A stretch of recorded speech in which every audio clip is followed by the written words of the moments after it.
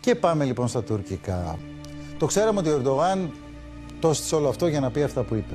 Και είπε χοντρά, πολύ χοντρά. Δεν είναι πια απειλή πολέμου, είναι κάτι παραπάνω. Όσο μπορεί να έχει παραπάνω. Μιλάει ευθέως για την Ελλάδα, μιλάει ευθέως για τα ελληνικά νησιά, μας ζητάει να σταματήσουμε να τα εξοπλίζουμε και λέει ανοιχτά ότι θα έρθει να τα καταλάβει. Την ώρα που τα έλεγε αυτά, ο εκπρόσωπος τύπου του κόμματός του, ο κύριος Τσελίκ, έκανε και μια ανάρτηση, στην οποία χρησιμοποίησε ένα σύνθημα, ένα τσιτάτο είναι, που οι Τούρκοι κάθε φορά που είναι να κάνουν κάποια επιχείρηση, το βγάζουν προς τα έξω.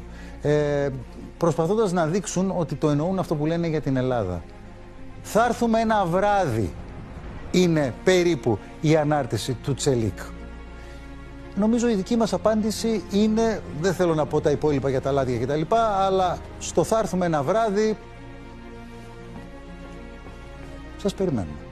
Να δούμε το βίντεο.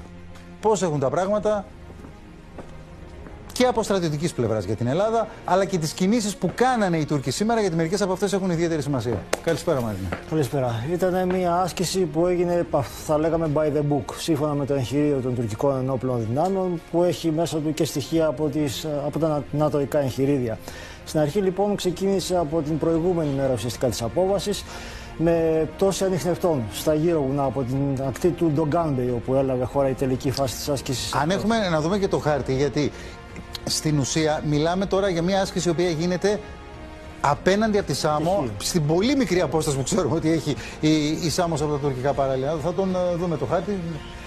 Αφού έπεσαν λοιπόν οι ανιχνευτές και ελεύθεροι σκοπευτές και έπιασαν τα γύρω υψώματα, βατραχάνθρωποι προσέγγισαν σε καταβύση, έκαναν χαρτογράφηση του βυθού, πήραν τις απαραίτητες μετρήσεις, εξουδετέρωσαν όποιες νάρκες είχε τοποθετήσει εκεί ο εχθρός, ο μπλε εχθρός στην προκειμένη περίπτωση. Μπλε ήταν ο εχθρός, έτσι. Έτσι.